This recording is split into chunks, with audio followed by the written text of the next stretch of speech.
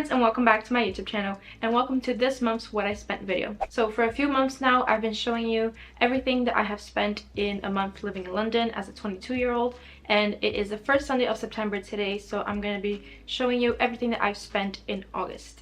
From my fixed costs to my variable costs to any specific costs that I've spent in any specific purchases that I've spent in August.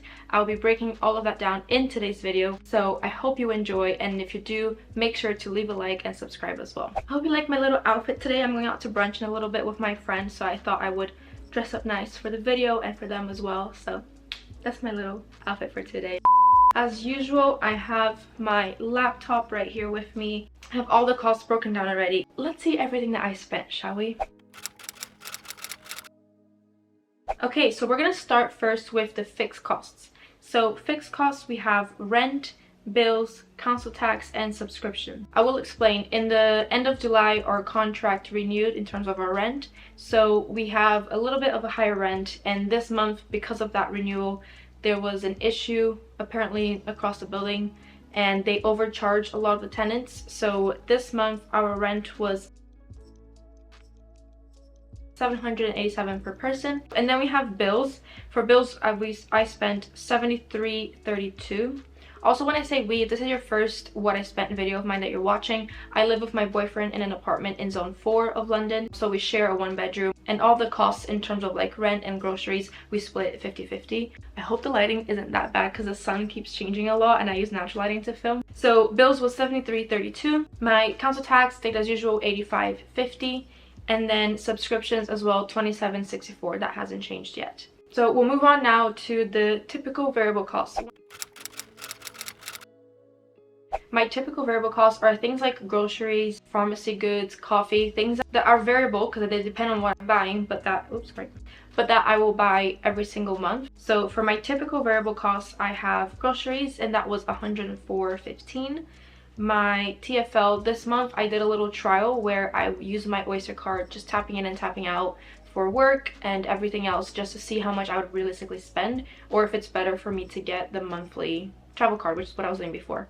And it's better for me to get the monthly travel card because fortunately my work pays me back, like they reimburse a bit of my travel card. So my TFL this month was $195, just tapping in and out. The monthly travel card is about £220, but because I get some of that money back, I actually spend a little bit less, and I don't have to worry about how many times I need to take the bus or the tube. I can just tap in as much as I want without thinking about it, so it works out better for me. Then the next category that I have is eating and going out. I put that all into one because I really don't go out very often. I mostly eat out, and this month was $133.29, a little bit over budget for me. I like to try and stick around 100-120 for eating and going out, but it was a fun month, you know, I had things to do, so 133. Takeaway was $16.48 this month. It's fine, one takeaway. Shopping was $20.61, so again, not bad at all, but that is because I did do a little bit extra shopping and I put it on my credit card, but that won't get charged until the following month. So this month I technically only spent £20.61, but I did spend a little bit more on shopping. And then pharmacy goods this month, it was one of those months which, let me know if you can relate, but you know when you have like your moisturizer, your body wash, toothpaste, whatever, and then everything decides to finish on the same day, and then you have to rebuy everything the same month, and it's really expensive. So pharmacy goods, I spent $41.97 this month because I had lots of things that kind of finished at the same time, which I don't know why, but it always happens that way, and it's really frustrating on my wallet. So that was really fun for me. I usually budget about £25 for pharmacy goods, and this was way above because it was $41.97. Coffee out was really good. I spent £20.20. Miscellaneous spending was $53.47, so again, not great. This month was definitely like on the higher end of most of my spending, but it's summertime and my sister was here visiting. They're living with us for a few weeks, and so my costs just went a little bit higher than usual. Last but not least, in terms of the category, we have my specific monthly purchases. So these are always specific August purchases. So my unplanned big spend, I had a few this month, was $62.99. Anything that is a bigger value that I didn't budget for, that kind of I had to spend for in that month, would be under this kind of vague category. And then travel was $63.20, and credit card statement was 213.03. So this brings us to the best part of the video, which is all of our totals. So I do break down the totals as well. I'm going to share the fixed cost, typical variable cost, and the specific purchases total, and then we'll do a grand total in the end. So my fixed cost purchases, that being like rent and tax and subscriptions, that was $973.46. Not bad, it's pretty average for my fixed costs. And then my typical variable cost total, which was things like groceries and pharmacy and TFL, that came out to a total of $585.17. Again, pretty high because of like the eating out, the TFL were things that went a little bit higher than usual, even the pharmacy goods. I said this lighting, the huge cloud just moved in front of the sun.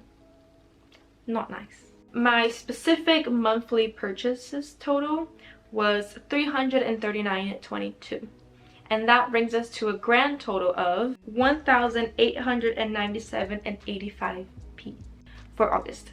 Again, I have shared before my ideal budget, depending on like credit card and traveling and shopping, would be somewhere between £1,600 to £1,800 for a month.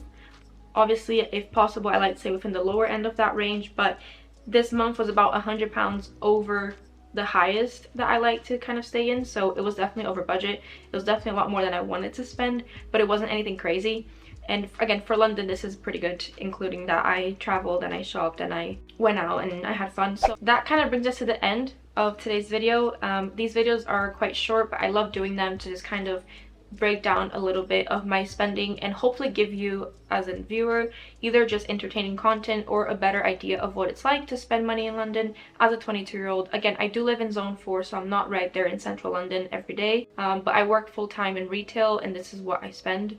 So I hope that this can help you a little bit. If it does, if you're looking for research, because I watch these videos a lot before moving to London for kind of like research of what people tend to spend. But yes, I'll see you in my next video. Bye!